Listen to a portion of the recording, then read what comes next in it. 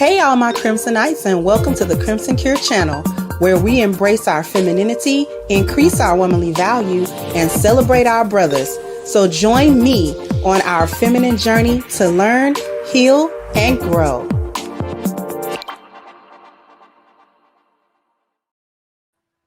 Hey there, my Crimsonites, and welcome to the Crimson Cure channel. I'm your hostess, femininity coach, and author of The Crimson Cure, and this is my perspective. So we actually going to just dive right in because I don't really have any videos or anything like that to share with you. But this is a very important topic to talk about and discuss as a Black community.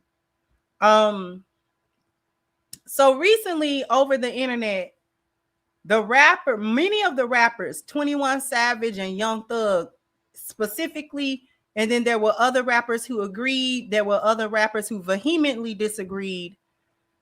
They started posting F the streets. And I'm going to give y'all really where that come from in terms of the rappers saying it. Also, this might be risky. Hamp had a very interesting, long panel discussion about F the streets, taking it from the sphere of hip hop and bringing that conversation into the Black community at large, which is a conversation that we really should be having. as a community at large, because it's very important. But what I'm going to do is I'm going to give you a little bit of the origin of where it comes from in terms of rappers saying it. Okay, now. And also what I realized, especially having listened to the majority of that conversation I'm referring to on Ham's channel, a lot of Black people, we have a lot of different definitions for the same thing. Once a conversation begins, you realize people frame things differently. Now they've got a different understanding than what we've generally come to as a group of people. So I thought that was interesting as well. But I'm going to try to condense it. The reason why 21 Savage and Young Thug and all of that is talking about F the streets as far as like the street culture and promoting it in their music and things of that nature is because of Kendrick. I told y'all that battle that Kendrick had with Drake was bigger than a rap battle. It was bigger than who had sales or who could get. It was bigger than that. I told y'all that was a battle of values. That was a value system situation. More than it was bar for bar, lyric for lyric, beat for beat, song for song. And I told y'all a year ago when the battle was hot, this is almost like 2 years. Okay.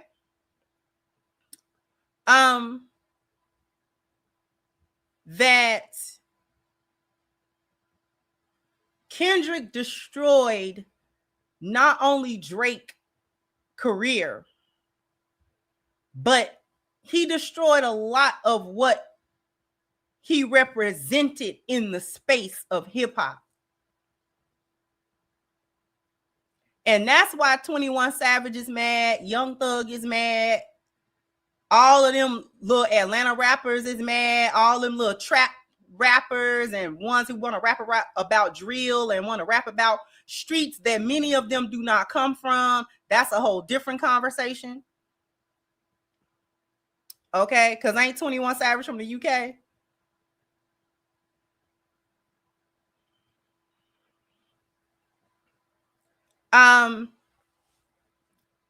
Kendrick, almost immediately after the battle was decided between Kendrick and Drake, Kendrick released a song on Instagram called Watch the Party Die. And it went over a lot of people's heads. And he didn't release that song on like Spotify or anything. It wasn't like a real release. He released it where he needed to release it to, which was social media. Because when you listen to the song, it's not mixed. It's not fully mixed and things of that nature. It's not finished. You can hear it not be finished. But he said a lot of things. You should go and listen to Watch the Party Die.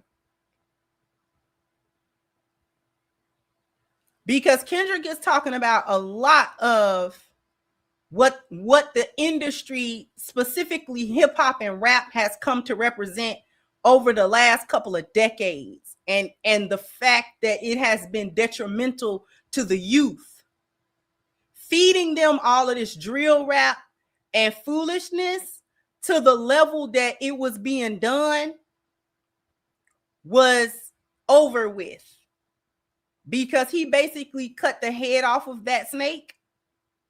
And so he made it to where it wasn't profitable to do it anymore, which is why Kendrick is going to go down as one of the legends of hip hop, because people don't really understand that he nearly single-handedly guided the culture of rap back to what it was supposed to be in the first place, which was people with talent. You needed to have some talent. You need to write your lyrics. You need to have some talent. All that cookie cutter sound, everybody sound the same, everybody rapping over the same beat, everybody rapping the same bars. No, hip hop was never like that. And to bring back regional sound. You sound like where you're from, which is why he released GNX. And GNX is a West Coast album. It's West Coast. It's purely West Coast. You can hear it. When rap first began, it was regional. Okay? As other regions of Black culture picked up rap, you could hear where it came from because it started in New York. Nobody can sound like a New York rapper but somebody that come from New York. Nobody can sound like that. Nobody. We know a New York rapper when we hear one. The cadence, the beat selections, we understand how that sounds. It's the origin of where rap came from. And so there's a nostalgic part to hearing New York rap, which sounds very different from when the South picked up rap, which sounds very different from when the Midwest picked it up, which sounds even different still than when the West Coast picked it up. All different. And even in New York, during the time when hip hop was growing and at its heights and stuff like that, even New York rappers sounded different than one another because to sound the same was called biting. We used to call that biting somebody's style. We used to call that swagger jacking. You jacking their style. That's what we used to call that. If you came out sounding like that guy and that guy, why you sound like them? Where your sound at? Why you don't sound like something? So KRS don't sound like Big Daddy Kane, don't sound like Rakim, don't sound like Wu-Tang, don't sound like Tribe Called Quest, don't sound like De La Soul. You understand? They never sounded like each other. Everybody had their own original style. I don't care if 2 rappers came from Queens and 3 of them came from the Bronx and another one came from Harlem. I don't care which part of New York the rapper came from.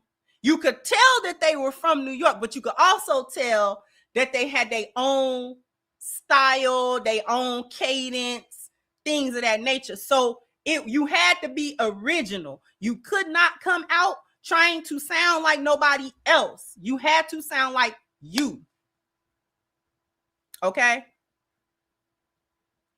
It has always been frowned upon up until recent years for any rapper to be found to not be writing their lyrics, because that's actually part of the skill set of being able to rap.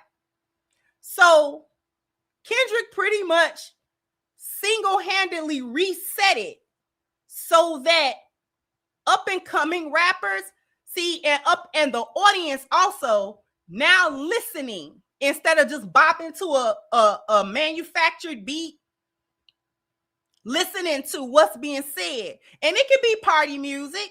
It don't have to be super conscious, super duper conscious. It could be party music. It could be, you know what I'm saying? But all that foolishness, we downplaying that. We not upholding that. We're not glorifying that. We gonna start having to say something, because rap has always had a conscious side. It has always had a side where you had rappers that you needed to listen to and learn something from them as they were rapping. So you had conscious, you had party, but you didn't have a glorification of violence and criminality and things of that nature. So the 21 Savages and the Young Thugs of the world have been suffering in terms of their record sales because the landscape shifted. When Kendrick won that battle, the landscape of rap shifted back to say, now you got to have some talent. What are you saying to people? Like, get in the booth and actually write something that means something to somebody. All that cosplaying like you a street thug and this, that, and the third, what are we doing? Okay. Some people, so that's where the rappers is coming in at. Now, some people say that the rappers should not be saying that because they don't have really the respect to where they need to be saying that. Most of the rappers who cosplay being street guys are not street guys in reality. They never were. And so therefore they don't have the credibility to say F the street. Now, that is actually true in terms of many of the rappers that claim street. You find that they are not street at all. Okay?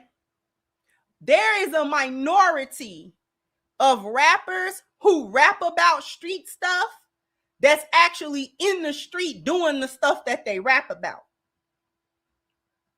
Okay? The majority of the rappers that rap about criminality and they in the trap and this, that, and the third, blah, blah, blah, blah. Many of them are suburban kids. They ain't doing that. They've never done it. It's just a persona. Okay? It's a persona that the record company said they want to push to the Black youth in the music. Now, here is where I disagree that the rappers shouldn't be saying it. The rappers are the ones that need to lead the charge in saying it. Because it was rappers, not everybody, but there was a subgenre of rap that was gangster rap that promoted street activities, criminal activities, glorified a street life of some sort, trapping and doing this and doing that and blah, blah, blah. And it was a glorification. You know, you can get all the women, you can get all the money, you can get this and you can get that, and you'll be the man and blah, blah, blah, blah, blah. Okay, whether it was true of the person saying it or not was irrelevant.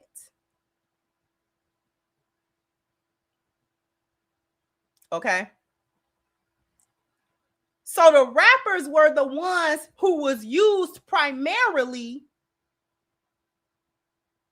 whether they had lived that life or not, to say it in their music and portray it in a way where the youth would want to emulate that.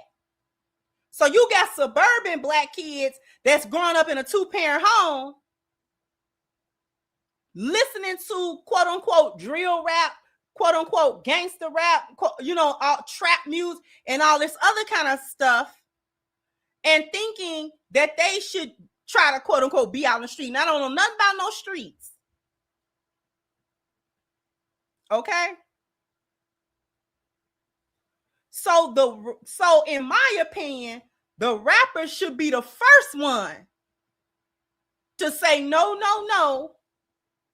We're going to reverse that. We're going to put that in reverse and perpetuate a different message, a more positive message. Now that I've given y'all the quote unquote hip hop background as to why the rappers are saying it, there are still many other rappers who are like, no, you can't say F the streets because, you know, the streets gave many people, you know what I'm saying, it fed them and it gave them the only opportunity that they was going to have in order to eat, or it's many different conversations surrounding that.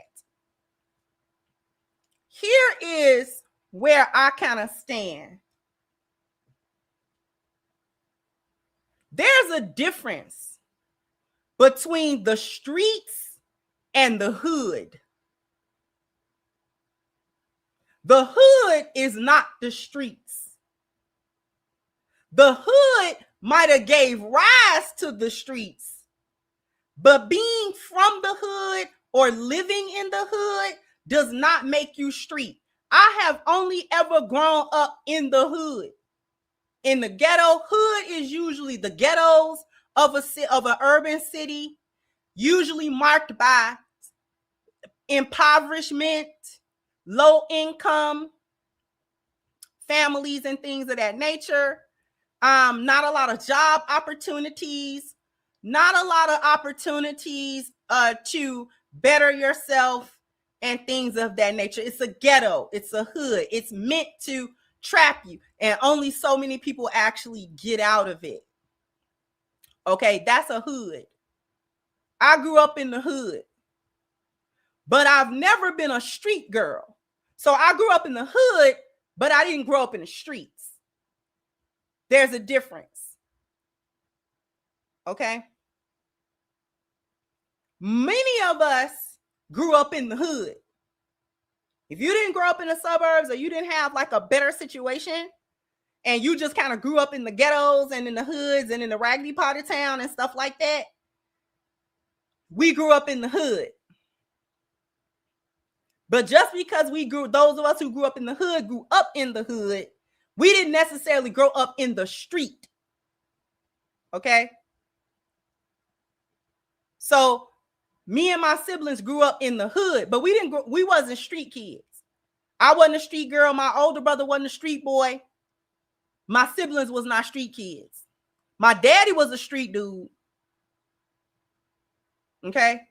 And I think that we need to first kind of define that. And I realized by listening to that conversation that Black people as a whole, particularly Black men, because mostly it was men having that conversation, the men were not on one accord when it came to defining what the streets were.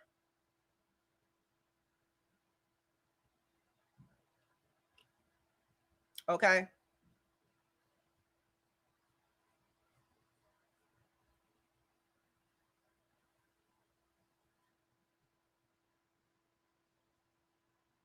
And here's the thing. I'll use myself as an example. When I say I grew up in the hood, I grew up in the ghettos. We was poor. Mama was on aid and welfare. You know, we had problems. It was dysfunction there. You know what I'm saying? And all of those sorts of things. But we wasn't street kids. So I was what would have been known in the hood as a square. I was a square. My brother was a square too. Okay? We wasn't lame, but we was squares, meaning we didn't run the streets. There was no gang activity. So my brother didn't run with no gangs. He didn't run with other boys his age that would get into shenanigans of the illegal variety. There was never any drug selling. There was never any hanging out on the corner and, you know, just kind of a ne'er-do-well, just kind of not really doing much with yourself. We wasn't like that. We was going to school. We were straight A students. We were honor students. We went to school. We came back. We was involved in extracurricular school activities and things of that nature. Okay? I wasn't a street girl, meaning I didn't hang out with the street crowd. I didn't hang out with the boys that was known to be maybe thugs or dealers or things of that nature. I didn't hang with the boys that was doing it. I didn't hang with the girls that hung with the boys that was doing it. I was going to school, straight A student, honor roll student, going to school and coming back. Okay.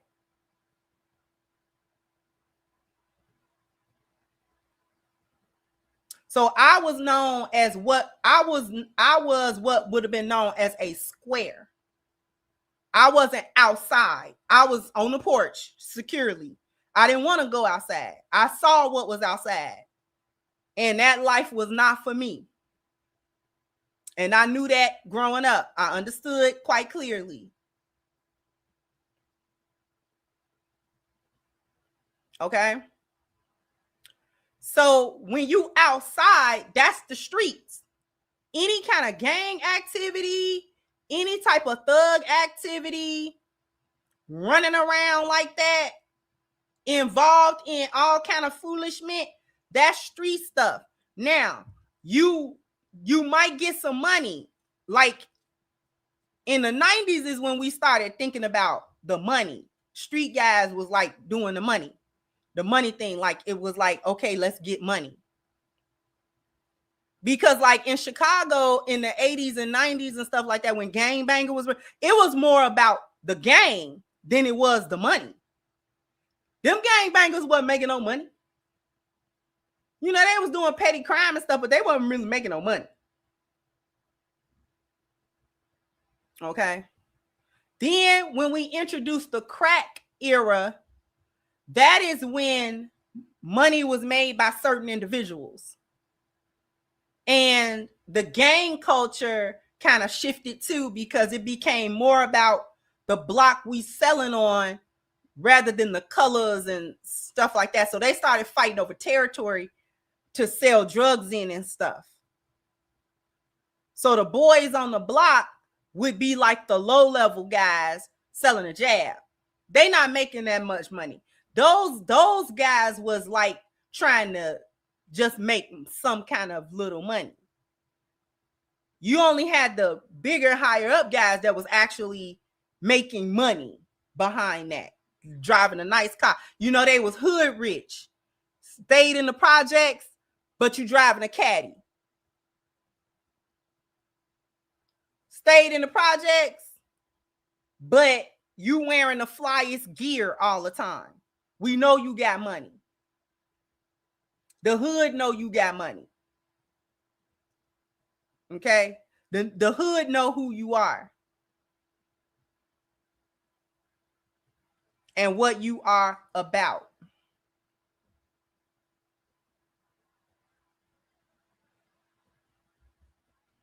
Okay? So I know that doesn't cover every nuance, but I'm not trying to cover every nuance about what's street and what's not. But I'm saying what I'm saying to draw the difference between the hood and the street. That is different. That is different. Just because you grew up in the hood don't mean that you was a street person and was doing street activities. Okay? Because there's plenty of people in the hood that just put their head down and work and go to work or go to school and come back and stuff like that. They are not street people. They are people who live in the hood. They are working poor, things of that nature. Now, street activity touches the hood. It touches everybody in the hood, even when you are not directly involved in any street activity. There have been many people, as we know, innocent bystanders that have been deleted, stray bullets, wrong identity, getting caught up at the wrong place, wrong time, got shot up, you know what I'm saying, and all that kind of stuff, muggings, robbings, all of that type of stuff from people that are doing street activities and criminal activities and involving people who are not involved in any street activity at all. Okay? So it is a detriment to the hood. Street activity is a detriment to the hood. Okay?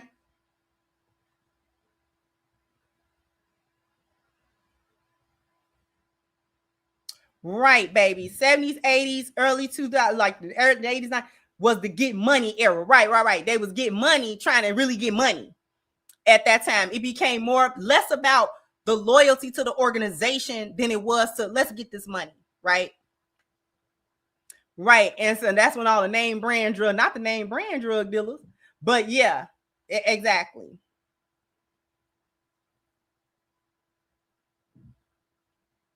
So I want my audience to understand where I stand.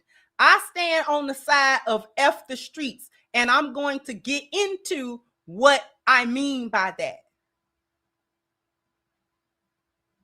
Because I believe that when we take the conversation away from the rappers and what's going on with there and whatever reasons that they're saying, and whether those reasons are disingenuous or not, and bringing that conversation to the greater Black community, F the streets doesn't mean F the people of the hood. That's not who I'm saying F. I'm not saying F them. The people are where they are. Many of us, we was born in our circumstances. Okay? Now, that don't mean we got to stay in our circumstances, but we was born there. I was born in the hood in impoverished circumstances, and so were many of us. Okay?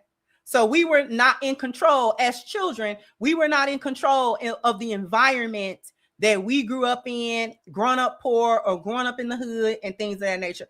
If we had neglectful parents, or if we had parents that was on dope, or we had, you know what I'm saying, whatever challenges that we had,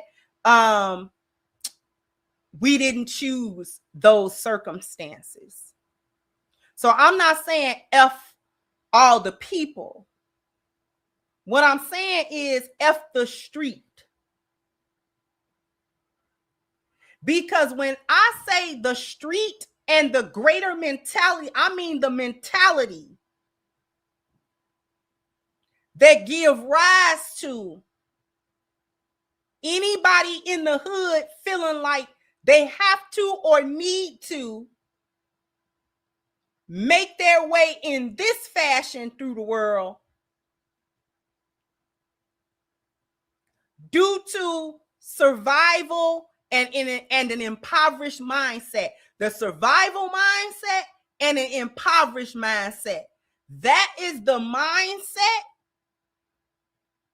that governs the hood and that gave rise to street stuff. Are y'all with me so far?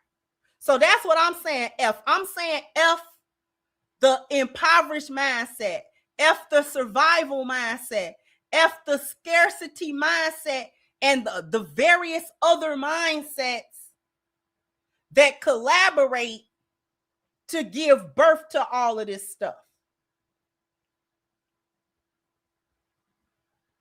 And not only that give birth to it, but go steps further to advocate for it or to glorify it in any way. Because the mindset that governs much of what go on in the hood, whether you're involved in the street stuff, criminality stuff, or you never have been, is this. This is streets mentality. Everything that the lost value system represents. The street mentality and the mentality that governs most of the people in the hood. This is this mentality.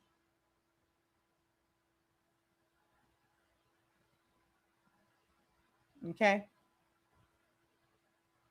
All the negative portions of these values, all the negative portions of wealth or leisure, profession or education or spiritual or health or family, all the negative versions of that, all the negative sides.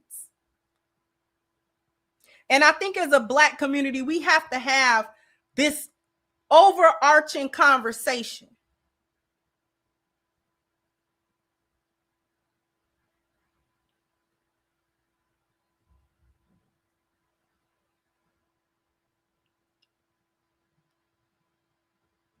Because many of our young men from the past,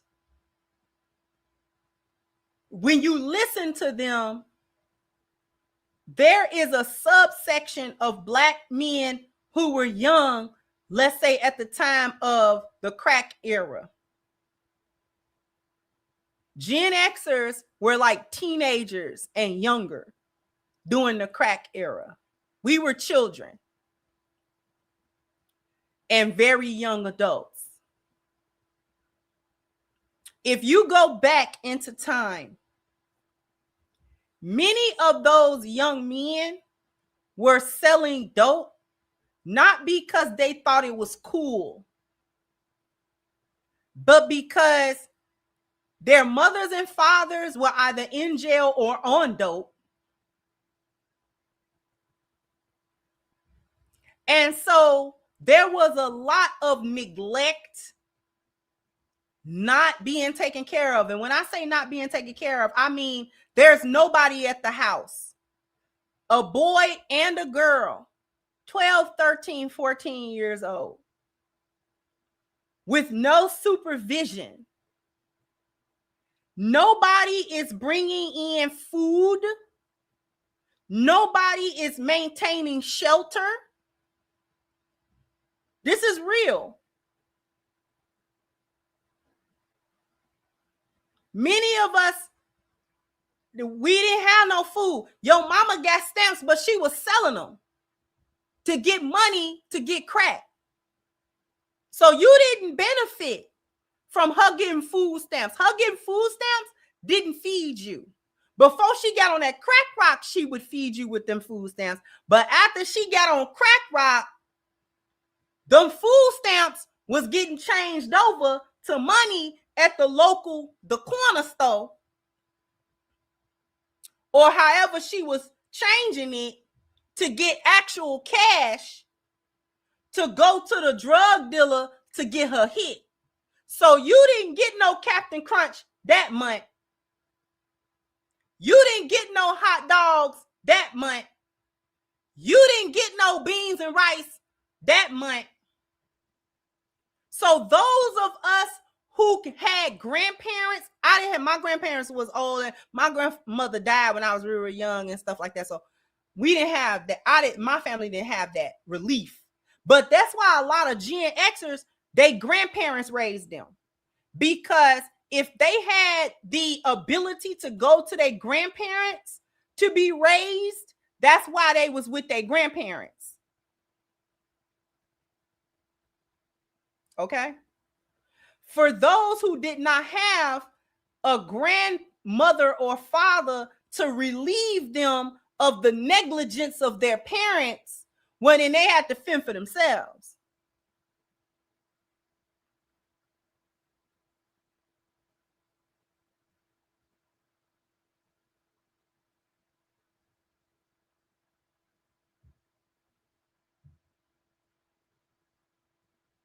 So you had teenage boys trying to figure out what they gonna do for a meal tonight.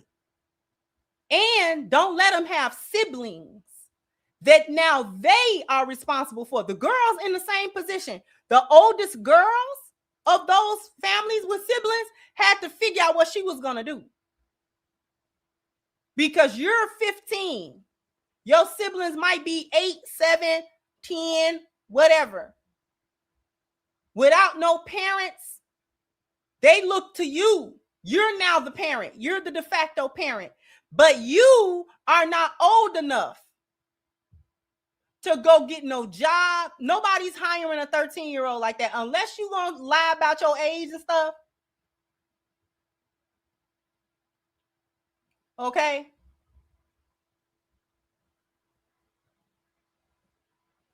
Then you wasn't going to get no little job. No such thing as just go to work. That was for grown people. Some took their chances with just like stealing stuff. They didn't have a heart to be deleting nobody and stuff, but they would steal things. I came to a point where I used to steal food regularly. I used to steal. I could steal. Listen, I used to steal that food. I used to steal that food. Siblings couldn't eat. We hungry for days. Don't know when no meal or no money is coming. Don't know when that's coming. I have gone to grocery stores, corner stores. I have gone. You have your $1 or $2 little dollars. You buy 1 or 2 little things. You steal the rest of it. Have your bag. Steal the rest of it.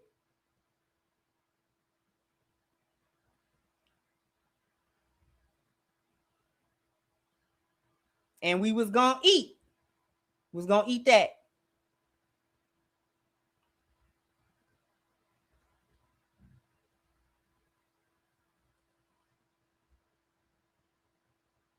Okay. And I was a good kid, but we was also hungry kids.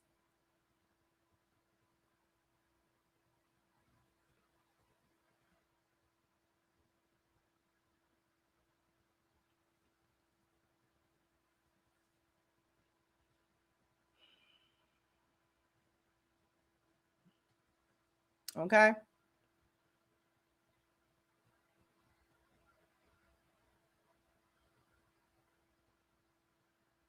Try to go to school, all that kind of stuff. I couldn't be hungry, couldn't see my siblings hungry. They was babies. What do they know? They don't know.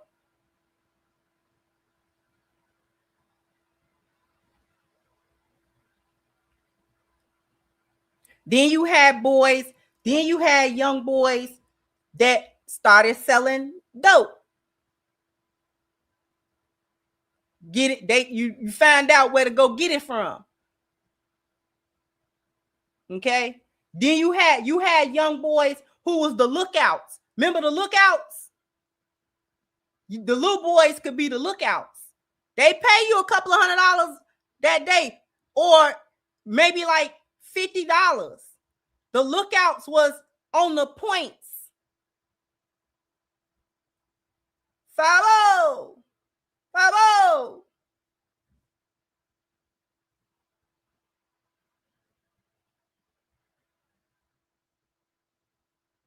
And since they were small, it wasn't much that the police could do with them.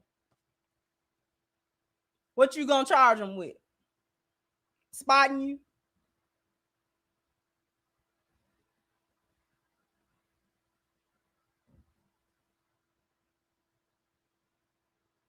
Okay. So that's why they use the little boys, because he's so little. What you gonna get him on? You can't get him on nothing. Boys who was looking for father figures and structure, some of them went to gangs.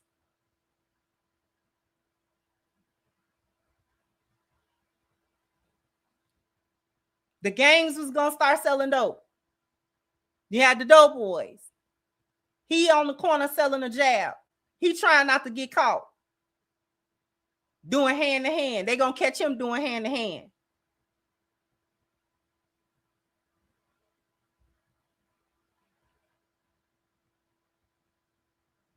Okay. So this is where in the past you had the young black boys selling drugs to eat, not because it was an aesthetic. They wasn't doing it because it was the thing to do. That was really based on survival for the most part in the 70s, 80s, and 90s. After rap got hold to it, that is when it became an aesthetic.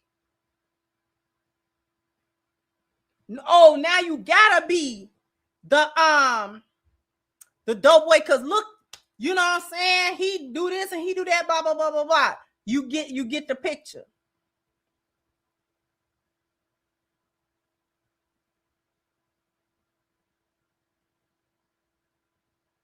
So we're having this larger conversation about F the street because the mentalities that have been perpetuated in the hood have been detrimental to the development of Black people in general. We have a survivor's scarcity, poverty mindset that pervades and presides over the hood, whether you street or not.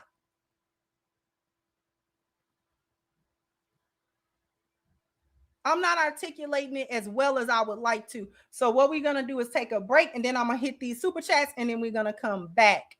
Okay, but what I need you to do is go to ashkicking.com. The link is pinned to the top of the chat.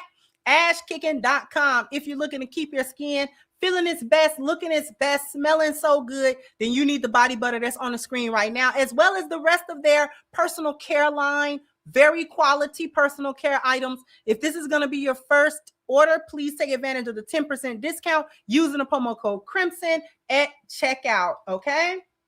Oh, you guys are bam, bam, bam, bam. You got to hit the like button, bam, bam. You got to,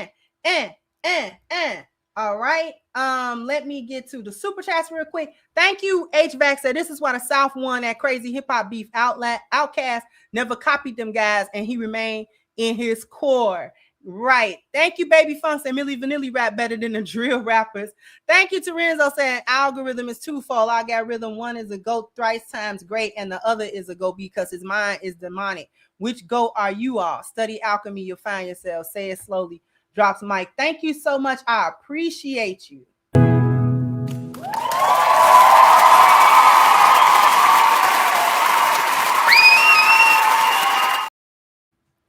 Thank you so much, Tutal said Crimson Cure Academic All-American Outstanding. Thank you so much. I appreciate you.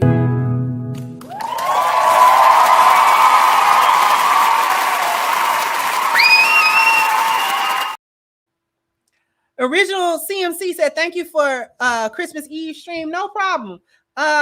Happy to do it. Thank you again, HVAC said Corey Holcomb said it best. You can't take people outside of what they know, street or otherwise, until those in the hood show me they truly want better. They're gonna stay there and prove it. Exactly. Thank you. Elder Ben said my father didn't allow street mentality in his house and spoke frequently about those issues. Thank you so much. I appreciate you.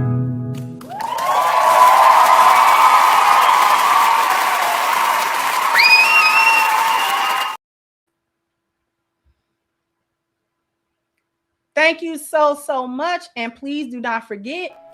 Don't forget to like, share, and subscribe.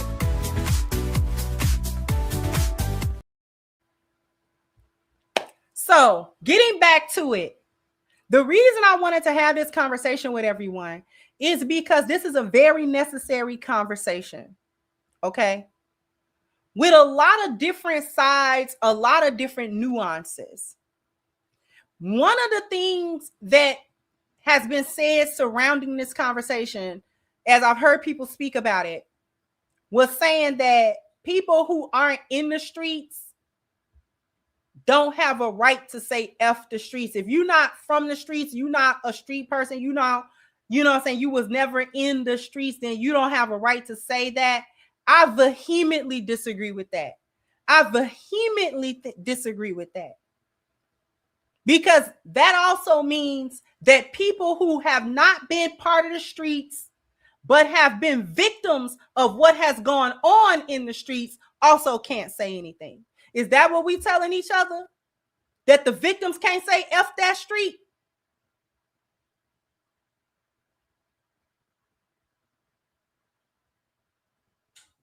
We can't say F that street? If street activity has seeped from the street into your house and into your life in a negative way, you can't say F that street and F all the activities that go on in it.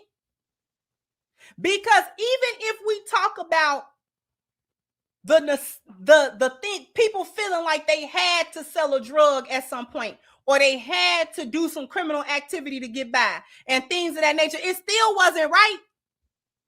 I felt like I had to steal food at that point because it was either steal it or starve. But you couldn't get me to steal it now. Not if I have another means to do it. And that did lead me into a life of theft. You understand?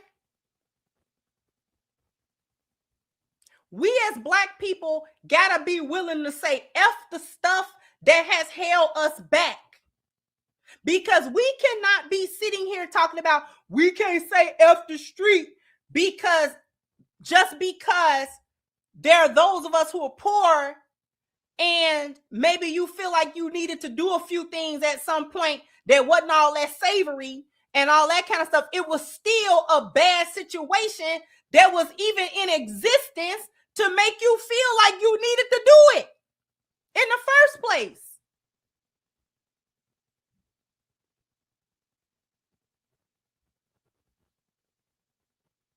those situations themselves were bad. They may not have been your fault, but it was still bad situations though. So at some point, once you come out of those situations, you gotta say, I can no longer take part in the mentality. I can't take part in the mentality. It's not a good mentality.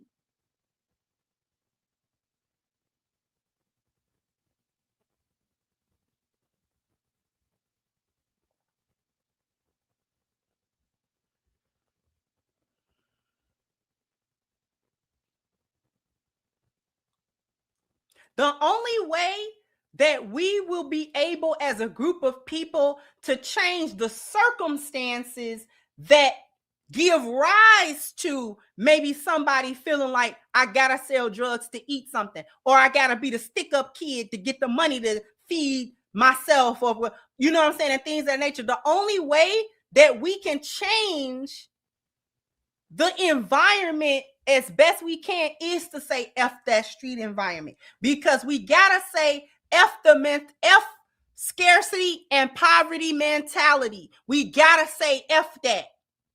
Just being stuck in survival mode. We gotta say F that. We gotta say that.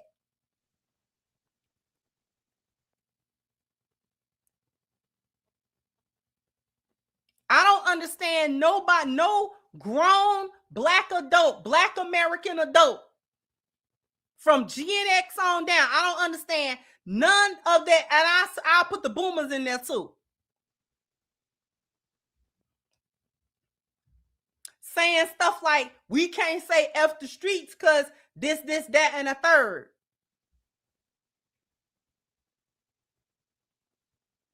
I don't understand that, because it's the same mentality that give birth to all the stuff that you complain about today. Those mentalities give birth to the generational poverty that we have. It give birth to the hoes you don't like. It give birth to the Pookies and the Ray Rays that you talk about. It give birth to all of that.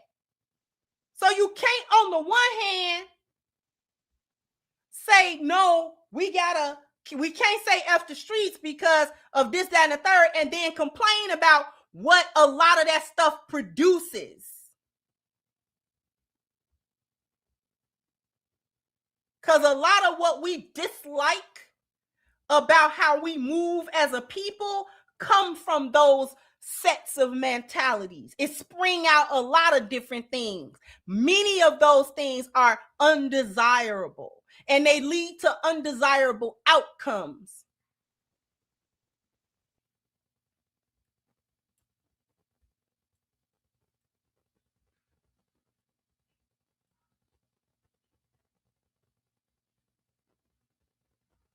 It's a survivor's mind and an impoverished mindset that tells a young girl that the only way she gonna get something is if she get pregnant, be a single mother, go get on welfare, go get a food stamps, Section 8, this and that, and that's how she gotta live her life.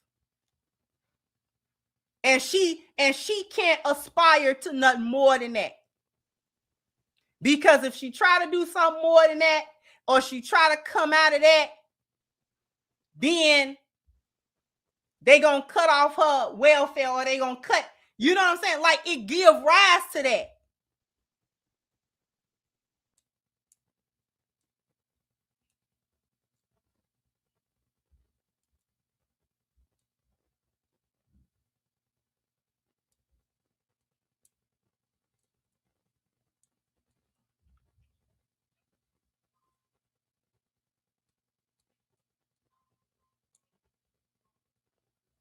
That scarcity and that type of mindset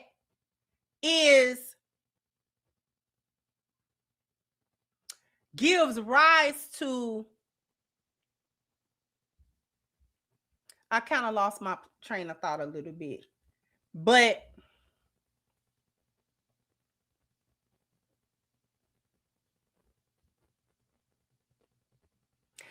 that's what I was going to say. It gives rise also to dismissing of spirituality, because we associate spirituality and being good to being poor. That good, being goody two shoes, that don't get you nowhere. God don't help you. Praying, all that praying you trying to do, man, you better get out here and get this money any kind of way you can. You better get out here and get this bag any kind of way you can. All that hemming and hawing and praying and singing and all that kind of stuff you doing, man, God ain't up there listening to that. Y'all better get out here in the real world and do what you got to do so you can get you some money. Because what that praying gonna do? Nothing. Do you got anything? Your grandmama prayed. Do she got anything? No, she broke too. So you Negroes is broke. Y'all praise God and be broke. And I'm gonna go over here and I'm gonna do what I gotta do. So we associate goodness with poverty. And we associate criminality and a lack of God to the ability to get money. Tell me we don't. Tell me we don't.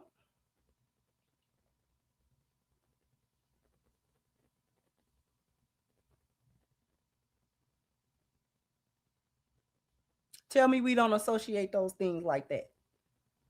All that trying to quote unquote do things the right way, man, that take too long.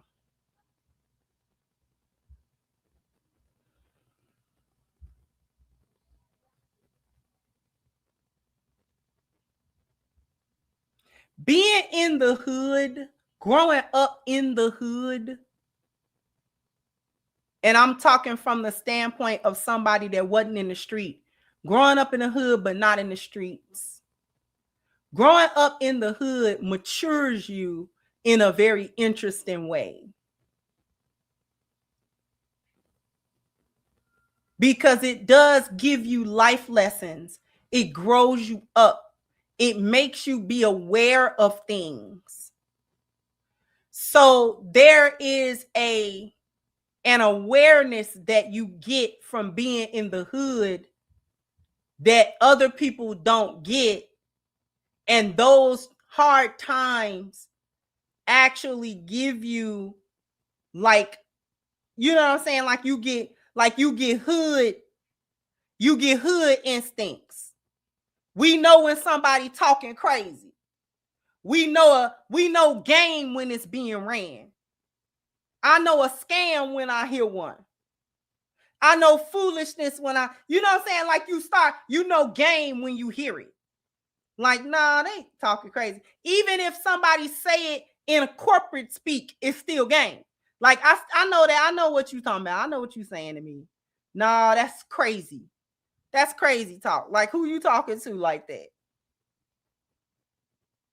You learn things like don't take disrespect off of people, or else people will trample on you. You cannot be the one in the room that take the disrespect.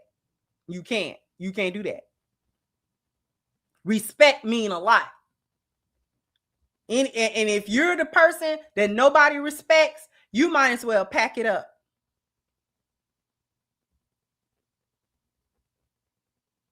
Thinking you a sucker and all of that kind of stuff. Like growing up in the hood, you didn't want to be a sucker.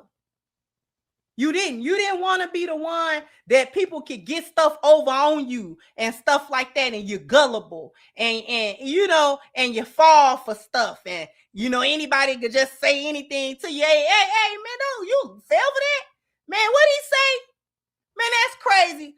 Hey, come away from over there. What is he talking about? What's she talking about? What is she talking about?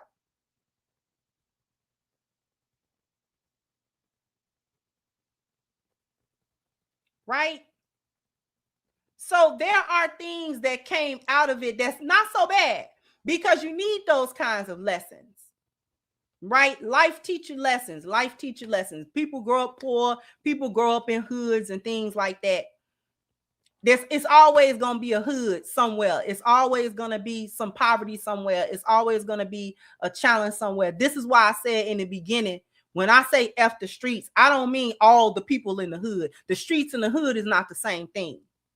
They may reside in the same place, but they're not the same things. And so I don't say F all the people and this and that. But that street stuff, especially when we start talking about glorifying, especially when we start pushing that to the youth,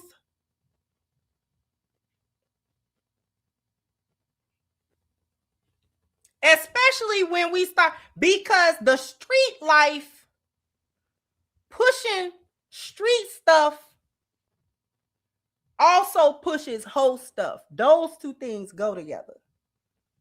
Street dudes and hoes is an ecosystem all on their own.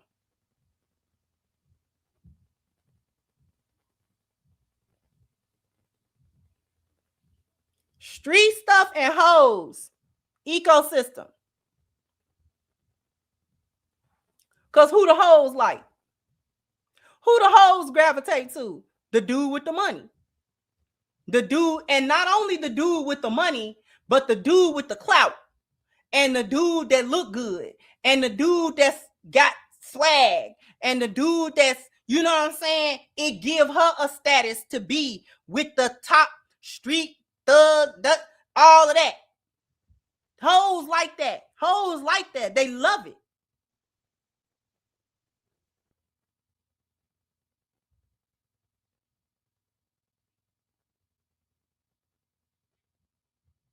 So my overarching point is, if we're gonna say you can't F the streets and we're gonna hold on, not F the streets means hold on to all of it. Really, we've come to a point where it's a zero-sum game. It's all or nothing at this point.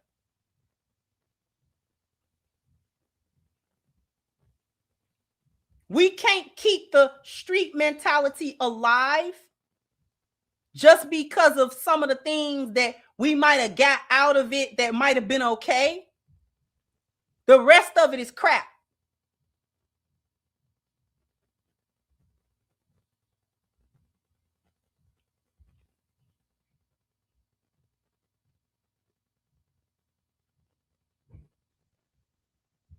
And if we want to move forward as a people, we have to change how we think. And getting rid of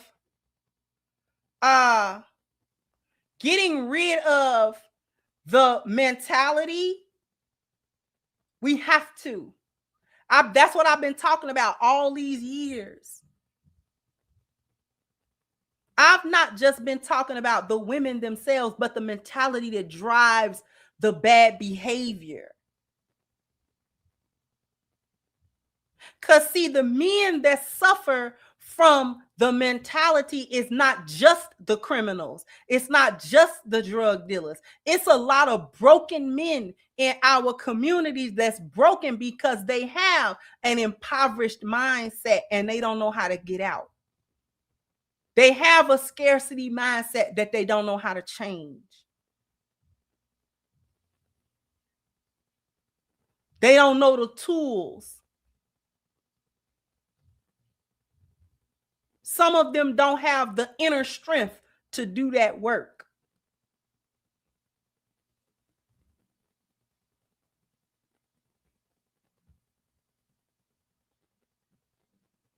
So it's not just exactly, it's the mentality that run the boneyard. Everything in the boneyard.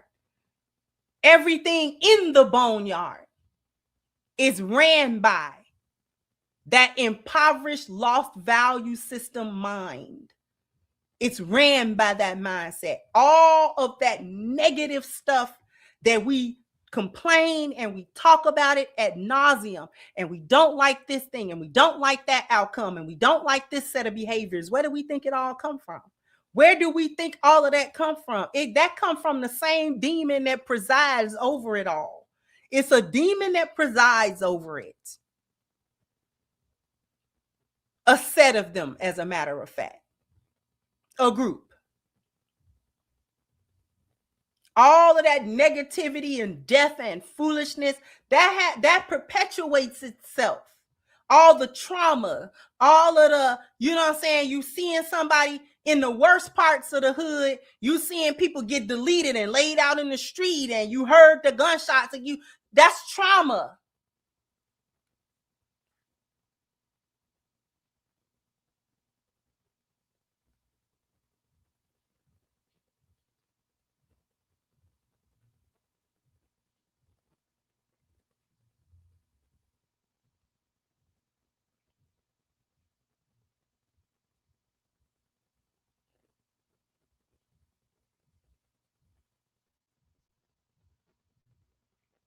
So this is what I'm talking about. That's F the streets. We gotta F all of the foolishness. Thank you.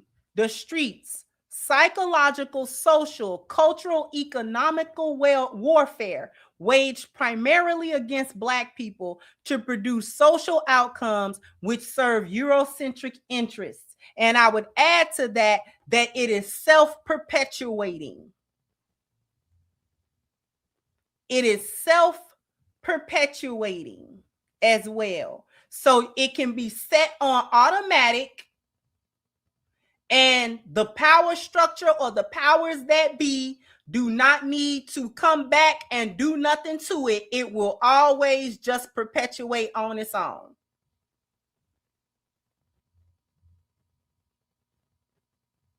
Energy is neither what nor what. What is the law of energy?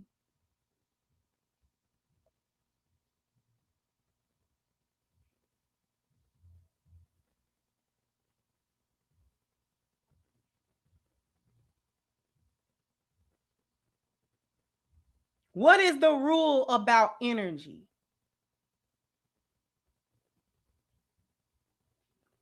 Energy is neither created nor destroyed, simply transferred.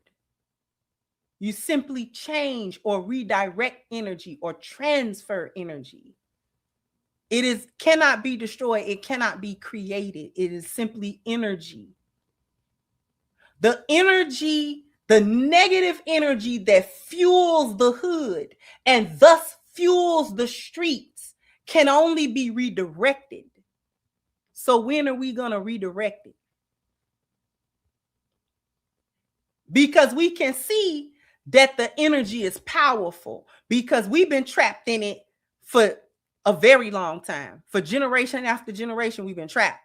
So we can see that the energy is quite powerful. So when are we going to redirect that energy?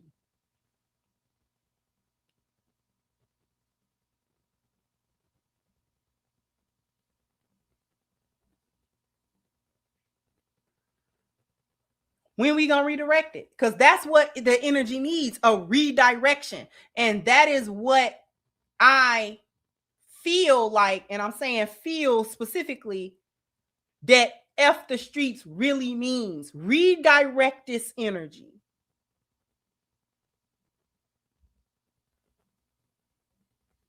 There's an energy to this. Redirect. What do we now point it to? Where are we pointing this energy?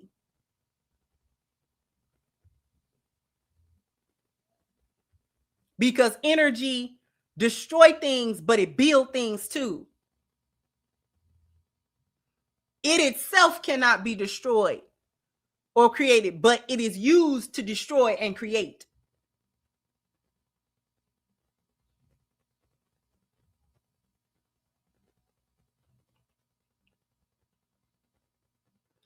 The thing that make it a difficult task for Black people to come to, I'm going to tell you why I believe that it is difficult for Black people to do it, is because we cannot collectively agree on what the issue is at its root. And thus we cannot agree on a set of solutions to address it. Because listening to our good brothers on the panel, many of them were rather articulate and they had lots of different ideas. But to hear them be almost at loggerheads about even what street was, to even define it, was an issue.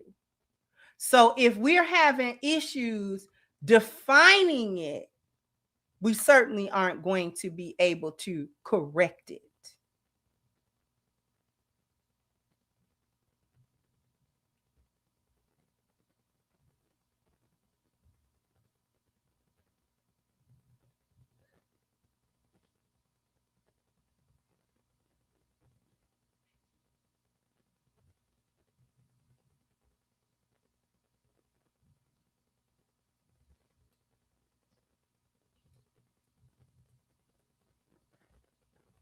Like it or not, the youth listens attentively to what rappers have to say. Whether we like it or not, the youth listen attentively to what rappers have to say and the image that they have portrayed and the messages that they have sent to our youth. They have listened attentively to it. So whether we think that 21 Savage, in my opinion, ain't nobody. Young Thug ain't nobody. Who is these people? They not nobody. However, these nobodies, going back even further than these gentlemen right here that's talking about F the streets, these nobodies have been influencing the youth for quite some time with foolishness. They've been the main ones making it be glamorous, something that's not glamorous.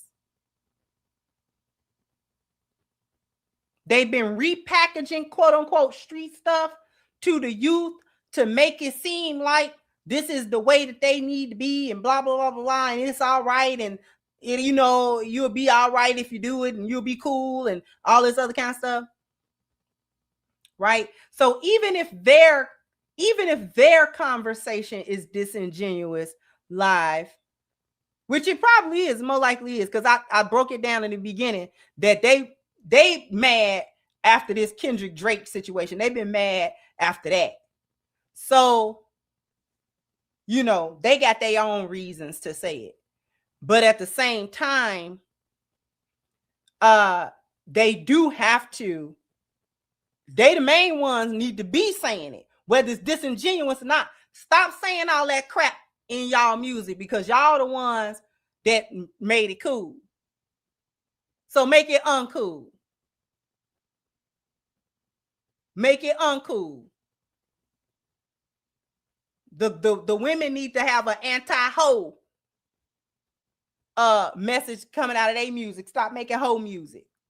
We're going to stop making gang music and drill music. Y'all stop making hoe music. Because that's where a lot of this foolishness is even coming from in the first place, in terms of who the youth are emulating and mimicking. Right? They got a lot of influence. Whether we like their influence or not, or think that it's legit or justified that they have the influence that they have, they still have it.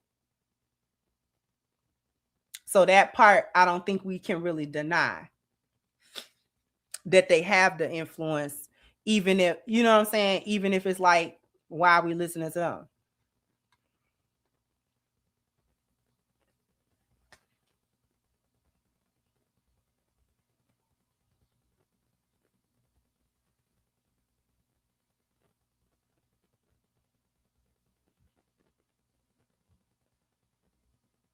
Okay. So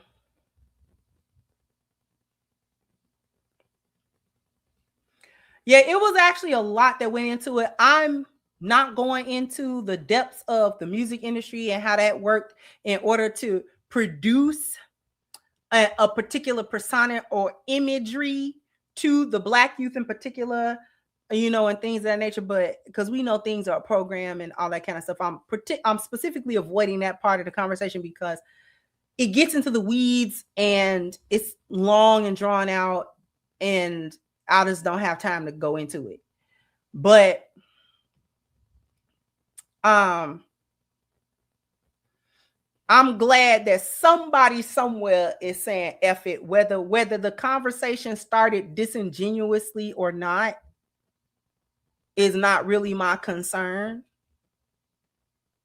Cause they got their own stuff going on with the rap stuff. But when we take the conversation into out of that sphere and into the broader Black community,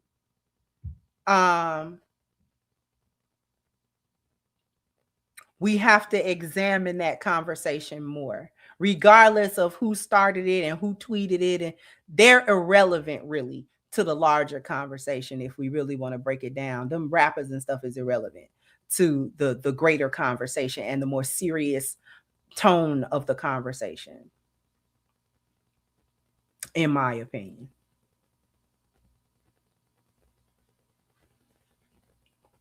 Yeah, they struggling. And they mainly struggling because we tired of hearing that same stupid stuff.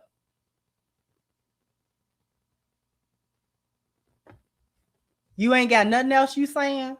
People get tired of that. At some point, it's too much. It becomes too much. That sexual rap is too much too. Cause them girls can't sell them songs. They be on social media trying to. But Ice Spice, you mean to tell me you really think Ice Spice really selling? You really think Sexy Red really selling? Cardi B can't even really sell.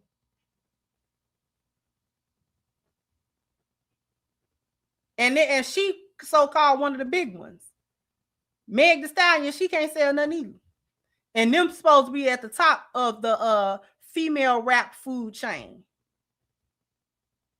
They can't sell no records. They can't sell no records.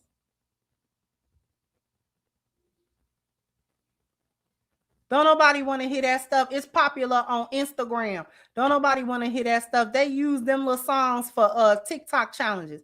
They ain't making no money selling that image. So then that is when we have to ask questions. Why are they pushing the imagery so much if ain't no money in it? What's in it? If it really ain't no money for the so-called artist that's being used to push it, then what's the point of pushing it?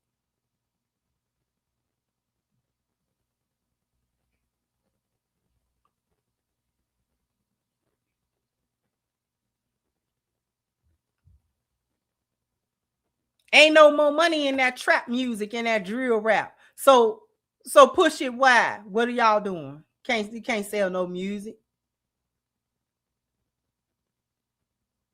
That's why, and I'm gonna say it on this note and kind of end it off. That's why they really mad at Kendrick. They looking at him like, dude, he's selling out stadiums, not arenas, not small venues, stadiums where professional sports teams play all over the world. I don't think he done with his GNX tour yet.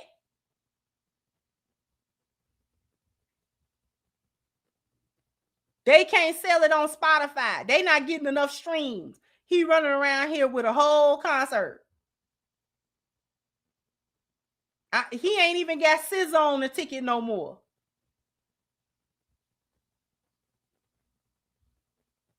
She did like the first leg with him because of the songs that they got together and stuff.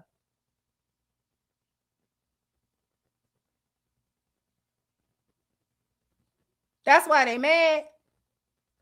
Because how this Negro is doing all this, and he ain't talking about trapping. He ain't talking about no trapping. He ain't talking about glorifying being in no street.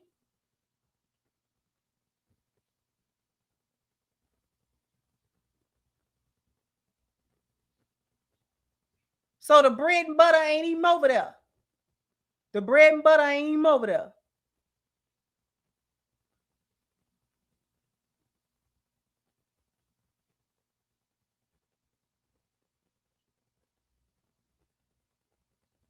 Talk about something that means something to somebody.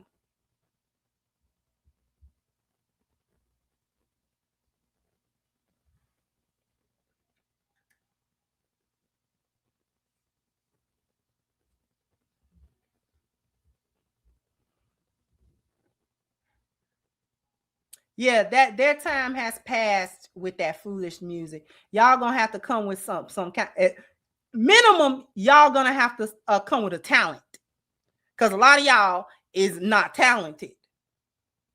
Let's start there. A lot of the ones that so-called got big names, not talented. You're not even talented. How you get big? It's a bunch of rappers in the hood out rap all y'all, and you never heard of them. Rap you under the table. He'll rap you under the table. You ain't never heard his name.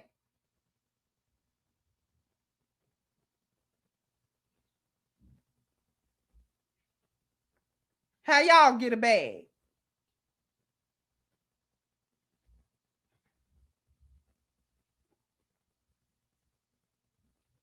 Y'all coming out here just cookie cutter, just ain't got no talent or nothing.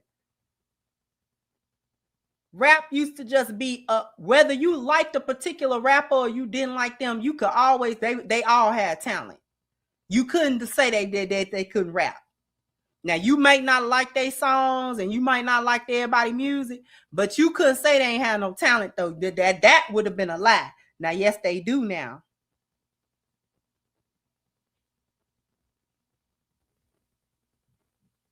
It's the same thing with singers.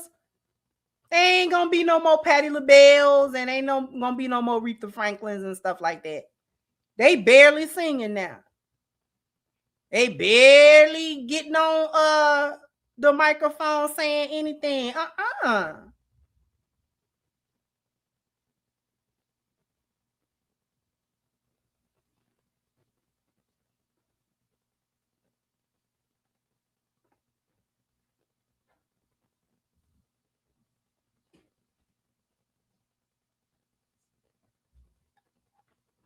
Right. Catchy beats been carrying them. Tired of that. Okay, so the beat is cool. I give you that much. Now what? Because the beats was cold back in the day. It's some timeless beats that came out of the 90s.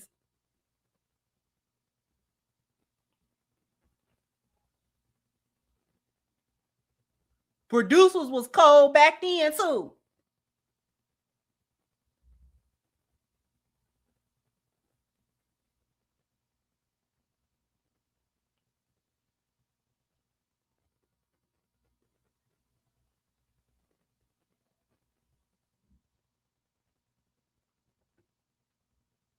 Tired of that. And y'all recycling these little beats.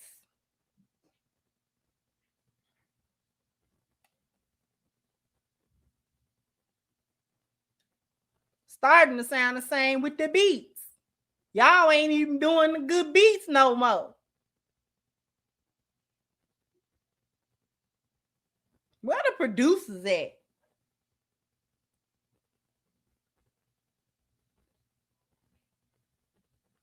Right. That's the real key. That's the real key, TCW. That depressing, you hit it right on the head. Low vibrational agenda music. We done with the agenda. I'm telling y'all, the time is now. Everything is being separated. Everything is being separated. Even the stuff that we don't think is doing nothing or worth nothing, or we think it's a low conversation. No, music got a vibration and an energy to it, and all that demonic low vibrational music get you. The music get you horny and angry. How come the music get you just horny and angry? Really?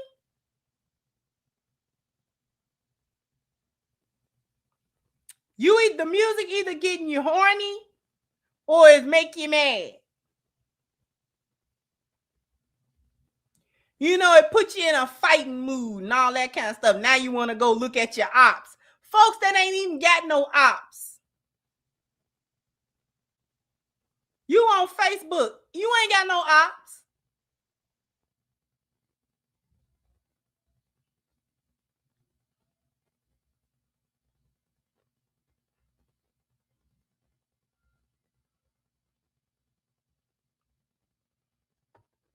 You know, music used to make you think about something. Like, yeah, we had our little party music and da-da-da-da-da, but you could also go and listen to some music. You learn some stuff. Oh, man, I ain't know about that.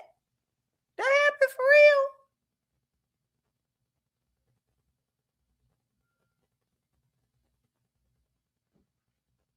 real? Yeah. The R&B done turned into hyena. He cheated on me. Girl, nobody want to hear that. I'm mad at what's her name? Money Long. You know why I'm mad at Money Long? I'm gonna tell you why I'm mad at Money Long. Because Money Long is got a nice voice. She got a nice voice. And she make her music is very catchy. The reason why I'm mad at Money Long is because her music is for a woman.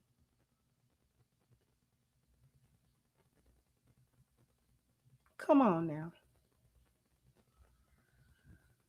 Even if you is singing to a woman, don't say that in the lyrics.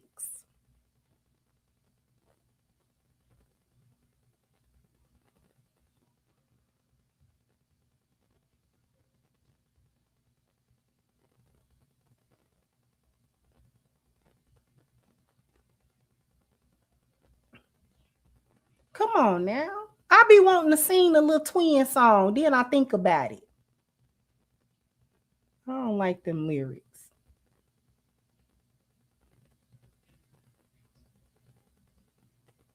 I like the little twin song. It's a cute song. That's a catchy little cute song. Nobody love me like you do. Nobody know. That's a cute little song. Twin, where have you been? That's a cute little song. It is for a female. Come on.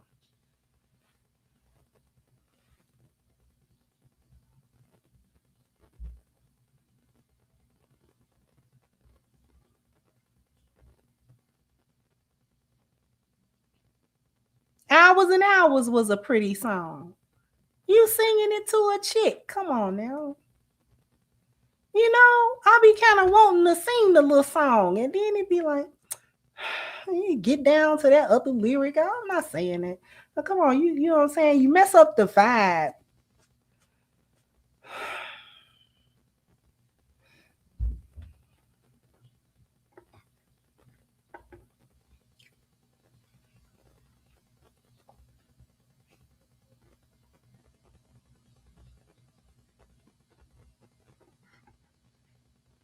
Mess up the vibe with that. You singing to a chick talking about the smell of your perfume. Girl, what?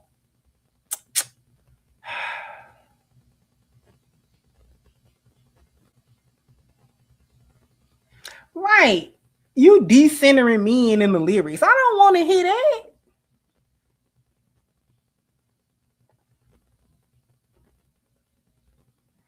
Right. Luther was probably talking about his man. But we didn't know that. And even if he was, he didn't say that in the lyrics. And when he made them little videos, he had some girls in there. And you just figure it out as you get older. Oh, Luther don't got no woman.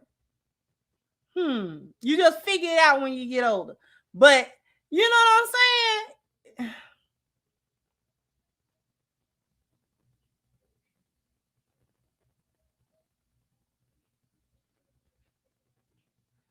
Yeah, Monica. She was talking about periods.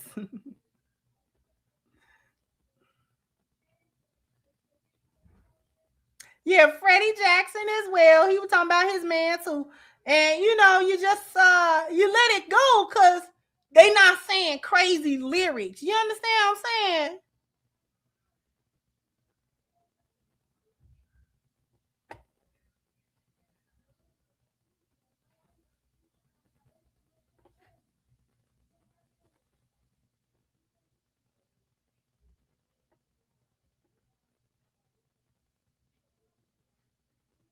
You know who Luther was talking about?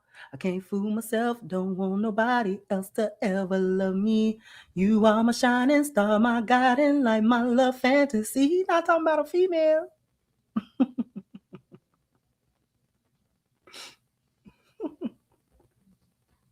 Right, now it's out of control. Can't even sing the dang on song.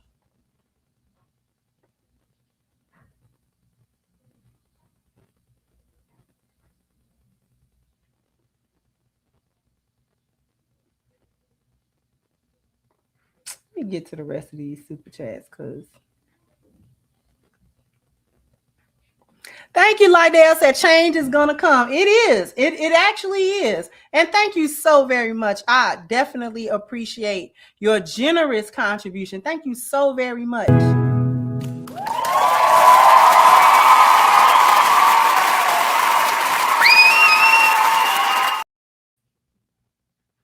Thank you so much, HVAC. So I wasn't in the streets or the hood. Guess what? F the streets. What black people gonna do since I didn't come from there? Nothing. Thank you to Rizzo. Said P.S.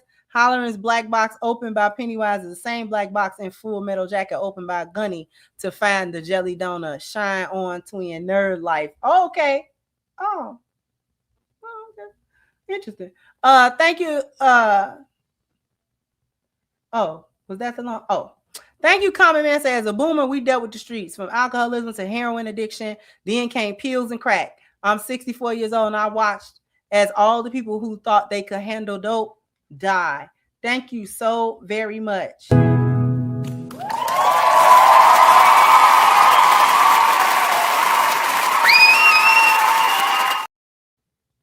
Thank you so much. 4890 said they mad because they have to rap. Now, right, they done got mad at rapping. Well, you got to come up with a lyric then. You'll be all right. Thank you, Live, for both your super stickers. I appreciate you, brother. Thank you, Sis. So they don't even have their own music lyrics memorized. They had a cell phone hand at the concert performance.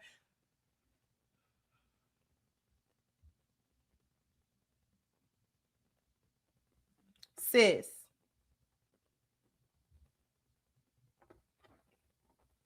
Thank you, comment. Saying, well, as a former rapper from the early 80s, late 70s, Kendra D is all about the beat and the bass. Now you know, knowledge is power. I used to rap with the old school rappers. Thank you so much. I appreciate you.